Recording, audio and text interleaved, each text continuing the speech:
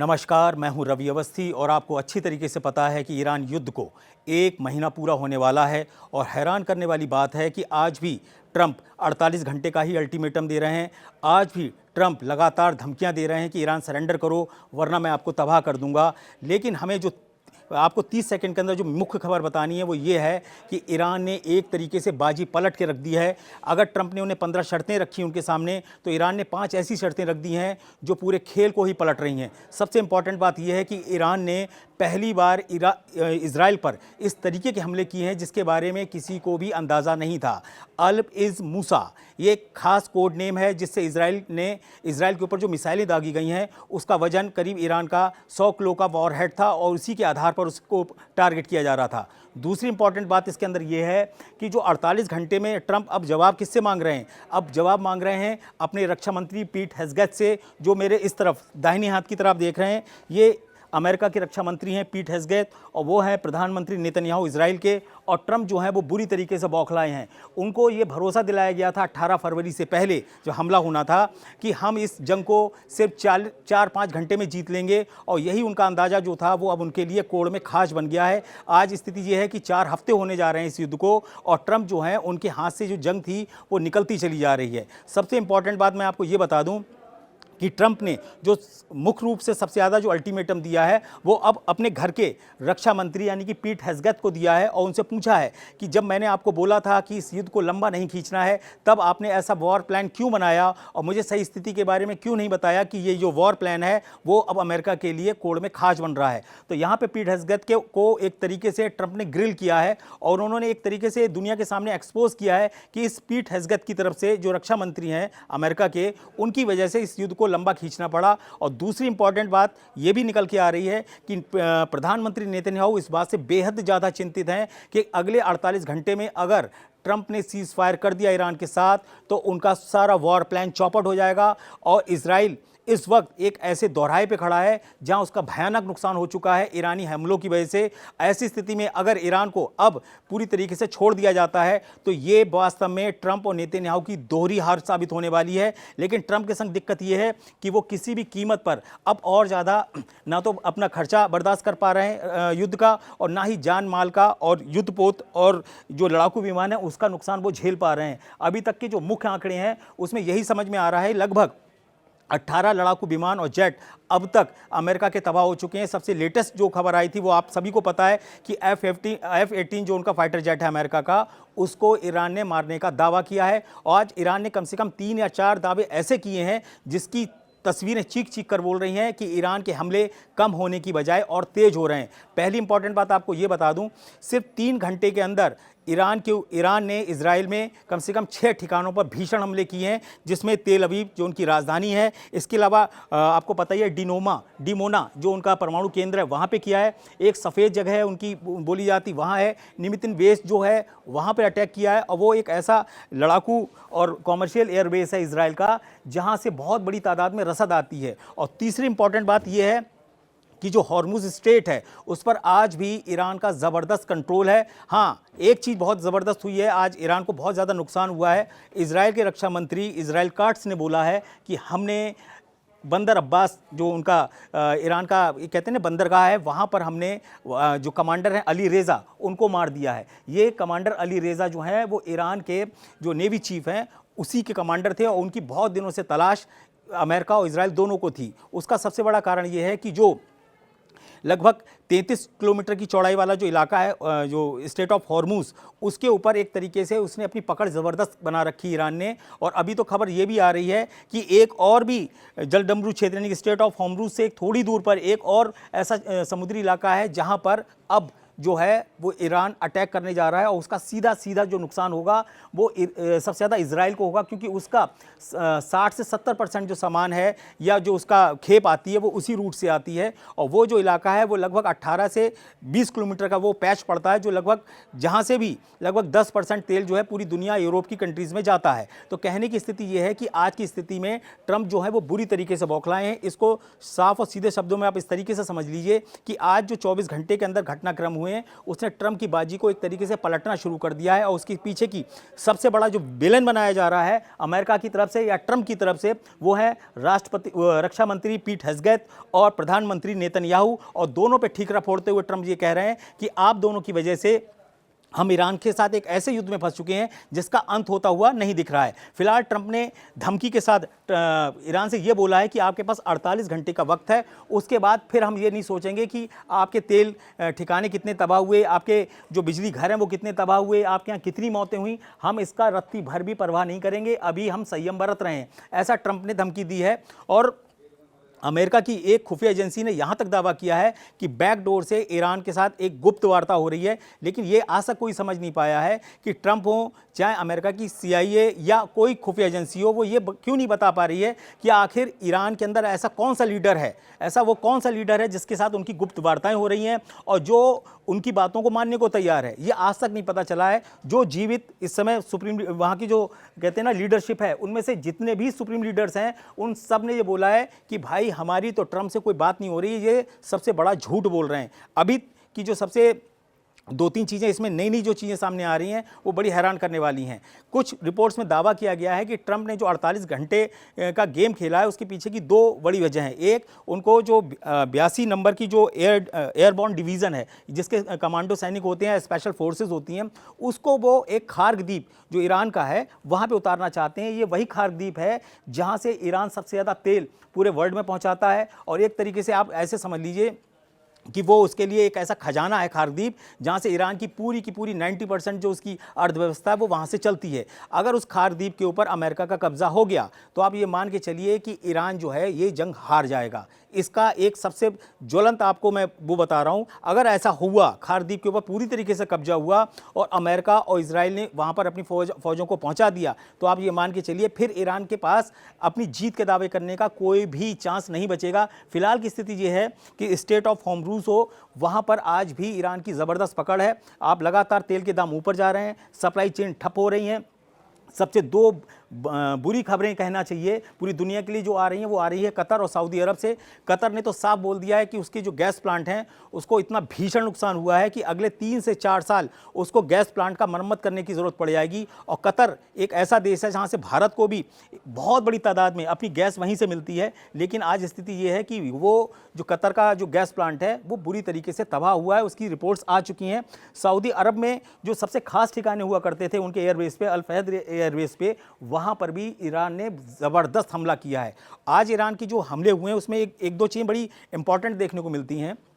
इस बार जो ईरान ने इजराइल के ऊपर हमले किए हैं उसके अंदर उसने कद्र, इमाद और खुर्रम शहर 4 जैसी मिसाइलों का जमकर इस्तेमाल किया है। और हज खाजिम का भी नाम आ रहा है कि उससे भी उसने हमले किए हैं। अब सवाल उठता है कि ये मिसाइलें छोड़ कौन रहा है। अगर अमेरिका बोलता है कि हमने उनके 90% से ज़्यादा मिसाइल्स लॉन्चर्स को तबाह कर दिया है, उनकी 85% मिसाइलें थी उसको हमने तबाह कर दिया है, तो आखिर ये ईरान के ऊपर अटैक कर इजराइल के ऊपर अटैक कर कौन रहा है। यहाँ एक चीज़ और आपको मैं बताऊँ कि ईरान के संग एक बड़ी विचित्र चीज़ें हो रही हैं। उसकी लीडरशिप खत्म होती जा रही है, लेकिन जो ट्रिगर दबाने वाले लड़ाके कमांडर्स हैं वो जस के तस हैं, उनको वो भारी नुकसान नहीं हुआ है। उसकी सबसे बड़ी वजह यह है कि लगभग 1 महीने के युद्ध में अभी 2-2.5 हज़ार से ज़्यादा कैजुअल्टीज़ ईरान के अंदर नहीं हुई हैं। सब जो कैजुअल्टीज़ हैं वो 16 से 1700 के बीच में बताई जा रही हैं। तो ऐसे में सवाल उठता है कि अमेरिका के जो बॉम्ब्स गिर रहे हैं या जो उनकी मिसाइलें गिर रही हैं वो किस इलाके को हिट कर रही हैं और किन को मार रही हैं। क्या वो जागरोस की पहाड़ियों पर अपने बम पटक के उनको बर्बाद कर रही हैं। आखिर ऐसा वो बम क्यों नहीं यूज़ हो पा रहा है या मिसाइल यूज़ नहीं हो पा रही है जो इनकी पूरी लीडरशिप को ख़त्म कर दे। लीडरशिप कौन सी? जो इन मिसाइलों को चला रही है, जो इन ड्रोन्स को चला रही है, और वो युद्ध लगातार उसको कहते हैं ना इंगेज अपने आप को बढ़ाते चले आ रहे हैं। ईरान की सबसे बड़ी खूबी ये देखने को अभी आई है कि इजराइल ने शुरू में जिस पैमाने पर 90% से लेकर 95% तक जो ईरान की मिसाइलें और ड्रोनों को तबाह किया, लेकिन आज की स्थिति ये है कि तेल अवीव जो उनकी राजधानी है वो तक नहीं बच रही है। हाइफा जो उनका एक बहुत बड़ा कहना चाहिए बंदरगाह वाला इलाका है वो शहर नहीं बच रहा है। और तो और डिमोना जो सबसे ज़बरदस्त न्यूक्लियर प्लांट बोला जाता है इजराइल का, वहाँ तक 5-5 लेयर्स को फाड़ती हुई ईरान की मिसाइलें घुस रही हैं। तो ये साबित करता है कि इंटरसेप्टर मिसाइलों की भारी किल्लत इजराइल में होने लगी है और वो जानबूझकर ऐसी मिसाइलों को छोड़ रहा है जो कम नुकसान करें। पहले तो वो क्या करता था, जो खुले मैदान में या रेगिस्तान में या ऐसे बंजर इलाके में जा रही होती थी मिसाइलें, उनको वो हिट नहीं करता था। वो उसका जो डिसीजन उनको लेना होता है, जो ऑपरेटर बैठा होता है, वो 10 से 15 सेकंड होते हैं, उसको डिसीजन लेना होता है कि इसको हिट करना है या इसको जाने देना है। तो क्या किया इजराइल ने, आज स्थिति ये है कि वो अंदाज़ा लगा लेता कि इस रिहायशी इलाके में आम लोग जो हैं वो बंकर के अंदर हैं या काफ़ी दूर हैं, तो वहाँ पर वो उस मिसाइल को हिट होने ही नहीं जाने दे रहा कि अरे होने दो, अगर कम से कम ये मिसाइल यहाँ जाके कुछ नुकसान पहुँचाएगी, कम से कम माल का नुकसान होगा, जान का तो नहीं होगा। तो ये जो फार्मूला इजराइल ने अपनाया है, उससे एक चीज़ है, उससे ये हो गया है कि अब ईरान को ये समझ में आ गया है कि अब वो अपनी मिसाइलों की फ्रीक्वेंसी कैसी रखे, उसके अंदर कैसा डेटा भरे, उसको किस तरीके से डिच करे। मैं आपको 2 दिन के अंदर इसकी जो चिप के ऊपर है उसके ऊपर एक रिसर्च करके पूरी एक रिपोर्ट भी दिखाऊंगा। और मैं इतना ज़रूर बताऊंगा कि अगर अभी तक आपने जो चीज़ें समझी हैं और देखी हैं और जो मैंने आपको बताई हैं, इसके ऊपर ज़रूर टिप्पणियाँ करिए कि आखिर 48 घंटे का जो जवाब ईरान से मांगा जा रहा था, वो जवाब जो है वो ट्रंप अब अपने रक्षा मंत्री और प्रधानमंत्री नेतन्याहू से क्यों मांग रहे हैं। आखिर ऐसी क्या जरूरत पड़ गई कि ट्रंप उनसे कह रहे हैं कि आप मुझे 48 घंटे के अंदर जवाब दीजिए कि इस युद्ध का अंत कब होगा, आखिर ये अंत होगा या नहीं होगा। ट्रंप इसी बात से बौखलाए हुए हैं और ये जो द्वंद्व है ये पूरे अमेरिका में एक जलजले का कारण बनता जा रहा है। उसके पीछे की वजह क्या है? उसके पीछे की वजह यह है कि जो अमेरिका का रक्षा मंत्रालय बोला जाता है, पेंटागन, और व्हाइट हाउस जहां ट्रंप बैठते हैं, जहां से उसको कमांड करते हैं, उन दोनों के बीच में खींचतान है। यहां पे 2 लोग ऐसे हैं जो ट्रंप की आंखों में किरकिरी बन गए हैं। पहले नंबर पर मैं आपको बता ही चुका हूं, ये पीट हेग्सेथ हैं जो रक्षा मंत्री हैं, और दूसरे हैं जनरल डैन कैन। ये दोनों लोग बोल रहे हैं कि नहीं, हम 48 घंटे में इस वॉर को एक ऐसे मुकाम पर पहुंचा देंगे जहां ईरान जो है वो मिसाइलें दाग नहीं पाएगा। ट्रंप बोलते हैं कि मैं देख रहा हूं कि पश्चिमी एशिया में सऊदी अरब, कतर, बहरीन, जॉर्डन, ऐसा यूएई, ऐसा कोई देश नहीं है जहां ईरान की मिसाइलें या ड्रोन ना गिर रहे हों। ट्रंप इस बात से भी खींच गए हैं कि जिस यूएसएस अब्राहम लिंकन युद्धपोत को बड़ी शान और शौकत और ढोल नगाड़े के साथ समंदर में उतारा गया था, वो ईरान से अब 700 किलोमीटर दूर जा चुका है, जो पहले कभी 200-250 किलोमीटर के पास आ चुका था। तो ऐसी स्थिति में ये है कि आखिर ये हो क्या रहा है, आखिर क्यों यूएसएस जेराल्ड, जो सबसे बड़ा आधुनिक युद्धपोत अमेरिका का माना जाता है, जिसका वजन ही 1,32,000 टन है, अगर उसमें सारे वेपन्स को और उनको सबको जोड़ दिया जाए, वो तक अपने 600 बेड जलाकर वापस पहुंच गया घायल अवस्था में। अब उसका इलाज चल रहा है युद्धपोत का। सोचिए कि आपने 3 महीने जंग की तैयारियां की, अपने 3-3, 4-4 युद्धपोत लेके आए, लेकिन काम का एक भी ढंग का नहीं निकला, और जो पहुंचे भी पास में, वो तो या तो उनके टॉयलेट चौक हो गए या उनके 600 बेड हो गए। और खबर तो ये भी है कि यूएसएस जेराल्ड के अंदर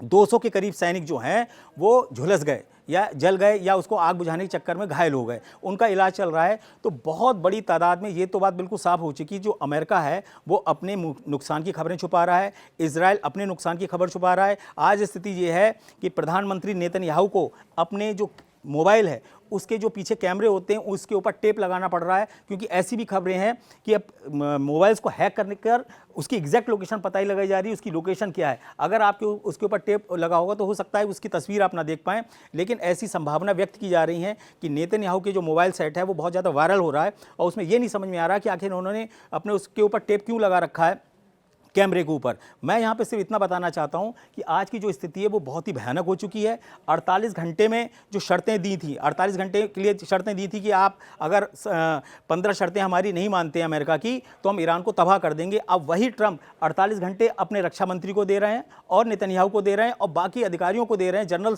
कैन को दे रहे हैं कि आप इस युद्ध के बारे में फटाफट फैसला लीजिए। क्योंकि आपको बता दूं, ट्रंप अब अच्छे तरीके से समझ गए, अगर इस युद्ध से मैं जल्दी बाहर नहीं आया तो बहुत बुरी तरीके से ये यूक्रेन युद्ध साबित हो जाएगा अमेरिका के लिए। और इसीलिए ईरान जो है वो आखिरी दम तक अपना पूरा जोर लगा रहा है, वो जरा भी नहीं चूक रहा है हमला करने में, जरा भी। और दूसरी 2 खुफिया इनपुट्स और आए हैं, उसके ऊपर वाला दावा किया जा रहा है कि जो रशिया है उसने बहुत बड़ी तादाद में अब शाहिद के एडवांस वर्जन को वहाँ से बनाकर भेजना शुरू कर दिया है। खबरें तो एक और भी आई है, खबर तो ये है कि उत्तर कोरिया, किम जोंग उन, उनके कुछ मिसाइल एक्सपर्ट्स और इंजीनियर्स इस वक्त ईरान पहुंच चुके हैं और होसांग 10 जो उनकी मिसाइल है ICBM, उसके ऊपर वो काम कर रहे हैं। और ऐसा दावा किया जा रहा है कि अगर ICBM के कुछ पार्ट्स या चिप्स वहां पहुंच गई और अगर ईरान के जो इंजीनियर्स हैं या जो उनके कमांडर्स हैं वो उसको बनाने में सफल होते हैं मिसाइल को, तो वो अगर ICBM बना ली किसी भी तरीके से ईरान ने, तो आप ये मान के चलिए अमेरिका तक धमाका कर देगा ईरान बहुत जल्दी। और ये जो खौफ है ये ट्रंप को बुरी तरीके से बौखला रहा है। ट्रंप यही नहीं समझ पा रहे हैं कि जो मेरे जनरल और जो मेरे रक्षा मंत्री मुझे बता रहे हैं या प्रधानमंत्री जो मुझे बता रहे हैं वो सही है, या मैं उस पर यकीन करूं जो मेरे सामने ईरान कर रहा है और जो बुरी तरीके से पलटवार कर रहा है। तो कहने की स्थिति ये है कि ईरान के 10,000 ठिकाने अब तक अमेरिका तबाह कर चुका है, 15,000 से ज़्यादा बम मारे जा चुके हैं। लेकिन मजे की बात देखिए कि ईरान एक एक बम के ऊपर 10-10 बम मारने की कोशिश कर रहा है, और उसने कहते हैं ना बम का जवाब बम से और मिसाइल का जवाब मिसाइल से। जिस तरीके से ईरान दे रहा है वो ये साबित करता है कि उसके पास जखीरे की कमी नहीं है, जखीरे की कमी बिल्कुल भी नहीं है। और ईरान को बहुत कमज़ोर समझना शायद ये एक बहुत बड़ी बेवकूफ़ी ट्रंप की तरफ से हो गई है। अपने बड़बोलेपन और अपने कहते हैं ताकत के अहंकार में वो यही भूल गए कि आप जिस मोर्चे पर लड़ने जा रहे हो वहाँ से आपको वापस कैसे आना है। उन्होंने आगे बढ़ने का तो प्लान बना लिया, लेकिन अगर युद्ध फंसेगा तो कैसे निकलेंगे वो ही नहीं समझ में आ रहा है। और इसीलिए आज स्थिति ये हो गई है कि खाड़ी के देश, पश्चिमी एशिया देशों ने साफ बोल दिया है कि भैया आपका साथ देके हम तो बर्बाद हो गए, हमारे तुमने गैस के जो वो रिफाइनरीज थी उनको तबाह कर दिया, तेल रिफाइनरियों को तबाह कर दिया, हमारे गैस प्लांट को तबाह कर दिया। अब हर थक हार कर क्या कर रहे हैं ट्रंप इस्तेमाल कर रहे हैं पाकिस्तान का, जनरल मुनीर का, फील्ड मार्शल जनरल मुनीर। आप सोचिए, जो ट्रंप हर बात में सबसे पहले ट्वीट करते हैं, आज वो ट्रंप आज इस तरीके की जो ट्वीट कर रहा है वो पाकिस्तान कर रहा है। पाकिस्तान को लग रहा है कि वो ईरान को समझा लेगा, और ईरान क्या कर रहा है, ईरान ने सीधा बोला है कि आप बिचौलियों के बीच में मत लाइए, अगर आपको बात करनी है तो आप हमसे सीधे बात करिए, और अगर आपको युद्ध रोकना है तो आपको हमारी 5 शर्तें माननी होंगी, और अगर आप हमारी शर्तों को नहीं मानोगे तो स्टेट ऑफ होमरूज में पूरी तरीके से नाकेबंदी हो जाएगी। हमारे जो दोस्त देश हैं, जिसमें उसने नाम भी लिया है कि भारत, रूस, चीन और पाकिस्तान का भी नाम लिया है, इन सबको हम जाने देंगे, हमें कोई दिक्कत नहीं है। लेकिन जो यूरोप की कंट्रीज आपका साथ दे रही हैं और जो अमेरिका और इजराइल का साथ दे रहे हैं, हम ऐसे किसी भी देश को नहीं छोड़ेंगे। तो कुल मिला के स्थिति जो है वो बहुत ही भयानक हो चुकी है, और स्थिति ये आ गई कि ट्रंप पूरी तरीके से बौखला गए। आप निश्चित मान के चलिए कि 24 से 36 घंटे के अंदर आप देखिएगा कि ट्रंप कुछ ना कुछ ऐसा बड़ा बवाली स्टेप उठाएंगे जो सबसे बुरा अगर किसी को लगेगा तो वो होंगे प्रधानमंत्री नेतन्याहू, और अमेरिका में सबसे ज़्यादा किसी की अगर बेइज्जती हो सकती है तो वो होंगे रक्षा मंत्री पीट हेग्सेथ। इनके बारे में तो यहाँ तक दावा किया जा रहा है कि हो सकता है कि अगले 48 घंटे के अंदर या तो ये इस्तीफा दे दें, या हो सकता है ट्रंप उनसे कहें कि सर आपने हमें मरवा दिया, अब आप आराम से जाइए, आप वहाँ पर न्यूज़ चैनल में अपना जो एंकरिंग करते थे वो अपना आराम से वहाँ करिए, बाकी हम यहाँ सब अच्छे से देख लेंगे, आप यहां से निकलिए। कुल मिला के स्थिति यह है कि ट्रंप जो है वो बहुत बुरी तरीके से फंस गए हैं, और घर के अंदर जब आदमी घिरा होता है और घर से भी मार पड़ती है और बॉर्डर पे भी मार पड़ रही है, तो ये जो स्थिति है जो अमेरिका के लिए बहुत खतरनाक हो गई है। आगे का जो भी बड़ा डेवलपमेंट होगा वो मैं आपको बताऊंगा। मेरी आपसे गुजारिश है कि इन टिप्पणियों पर अपनी टिप्पणियां जरूर करिए, अपना विजन क्लियर करिए। ईरान को जो 48 घंटे का अल्टीमेटम दिया गया, क्या वो ईरान को दबाव में ला सकता है, या वो 48 घंटे ट्रंप पे भारी पड़ेंगे? इसके ऊपर अपना पक्ष और विपक्ष दोनों पक्ष रखिए। हमें इस युद्ध को बहुत ही बारीकी से देखना है, क्योंकि आप ये मान के चलिए कि इस युद्ध का सीधा सीधा हमारे जीवन पर असर पड़ना शुरू हो गया है, और आगे और व्यापक पड़ सकता है। जो भी नया डेवलपमेंट होगा वो मैं आपसे जरूर शेयर करूंगा। तब तक के लिए जय हिंद।